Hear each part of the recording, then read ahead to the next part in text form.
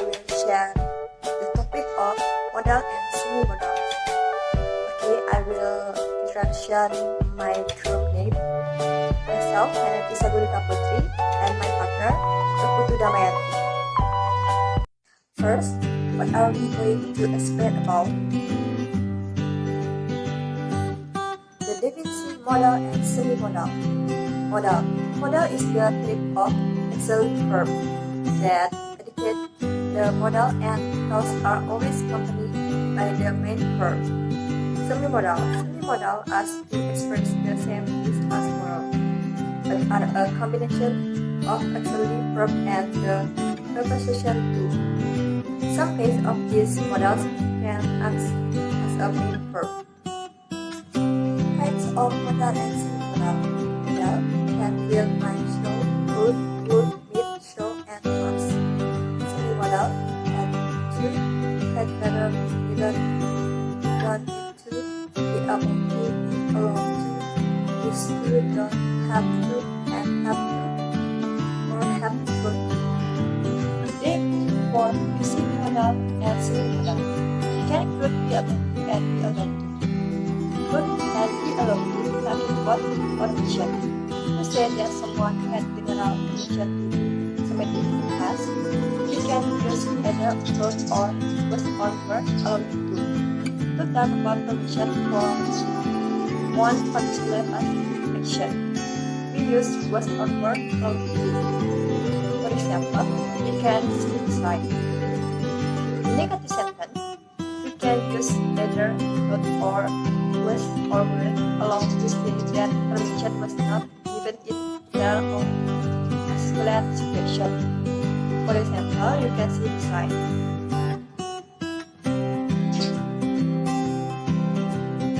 Can and could. Talking about permission. To talk about the interactive, adaptive, or semantic happening, we use could. However, we use can to say that something impossible and actually happened. For example, you can see the slide.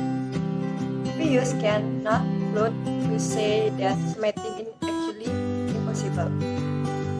For example, you can see the slide. Can use to indicate that there is very real possible for a future event happening. Could suggesting that something that there is some double if. For example, can see the slide. Can could and happen. Talking about the meaning. We use the along to.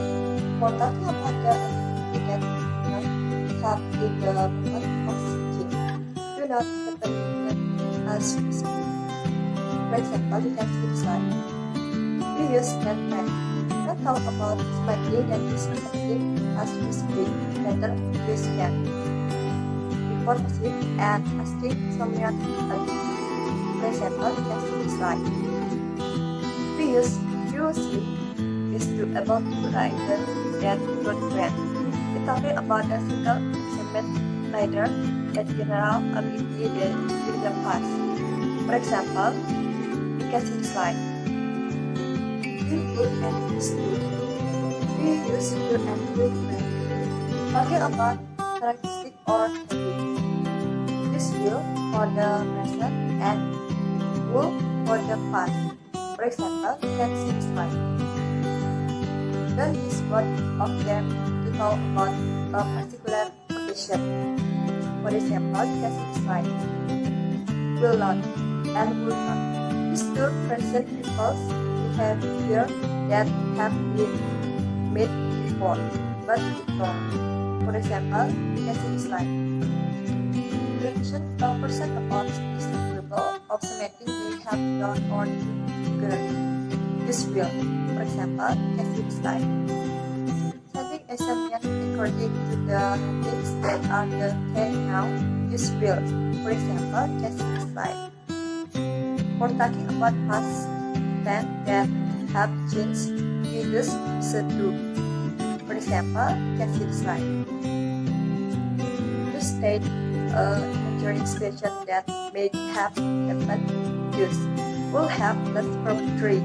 For example, you can see the slide.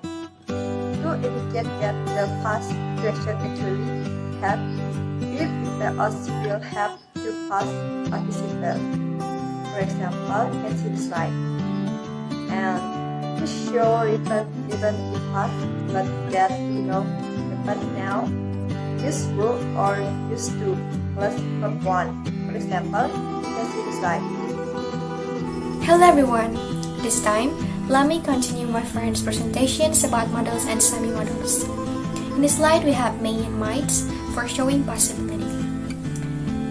Might uses for talking about possible things that we do in the future, and sometimes for asking the possibility of something happens. For the example, you can see on the slide. On the right side, we have may. May prefer uses in academic language talking about the characteristic of something. For the example, the seeds from the plant may grow up to 20 centimeters in length. If we want to talking about possible activities that went on over a period of past time, and also for criticizing someone that didn't do something that we think they should have, we can use both of may or might, but we should add adding some formula to use that in those cases. Next, we still have may and might for showing possibility. We can use may or might by adding some formula for both of them for showing a limitation by having other characteristics, and for talking about possible event in the past, future, and in the present.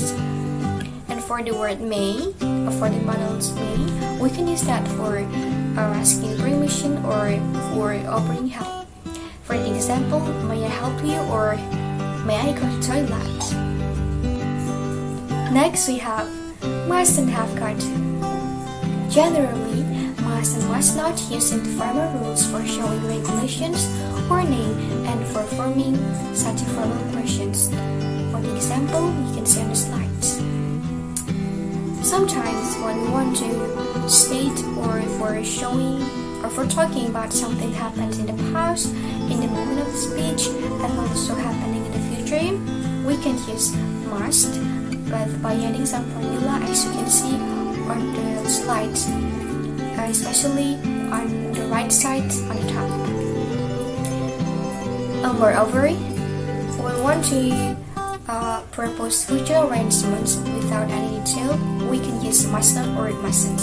For example, we mustn't leave it too long next time. Next times means that there is no detailed time reference, that's why we use mustn't in this case. The second, we have got to. Generally, have got to uses it in informal speech when we talk with our friends. For example, our team have got to win this meeting. Okay, in the slide we have needn't, don't need to, and then have to.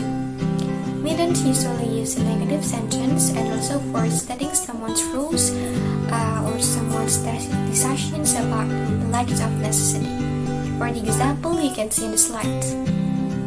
Then we also have need that generally used with negative words such as hardly, never, nobody, etc.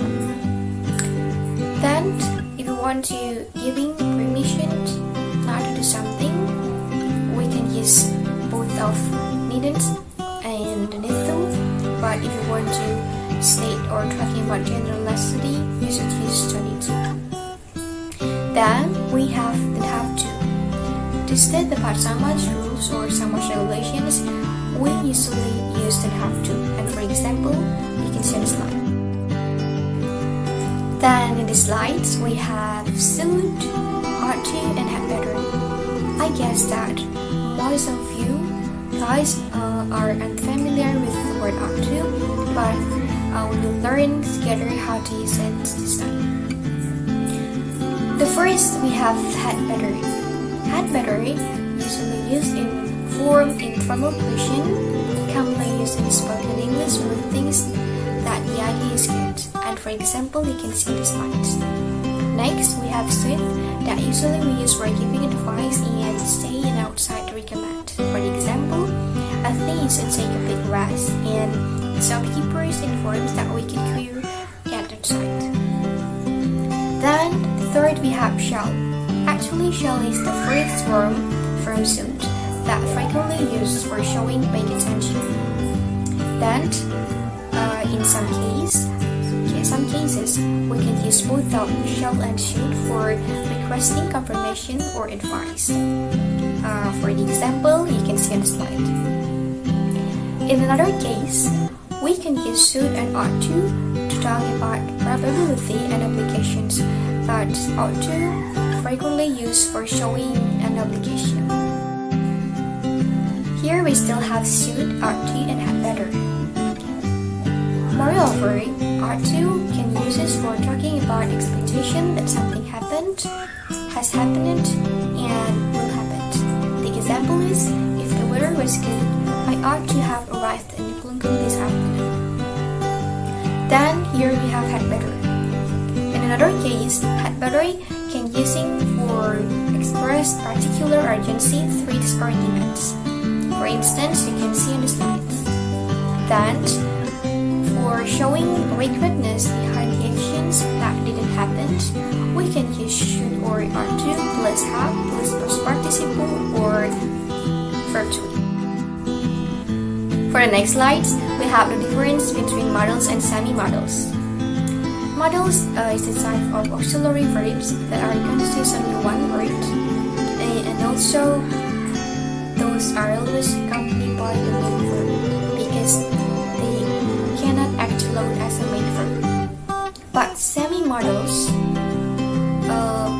are the types of auxiliary verbs too, behaves as modals, but those are consist from more than one word.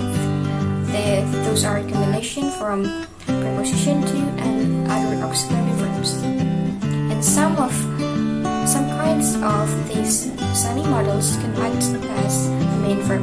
For example, the word need. Or finally, guys, previously our last presentation about modals and semi-modals.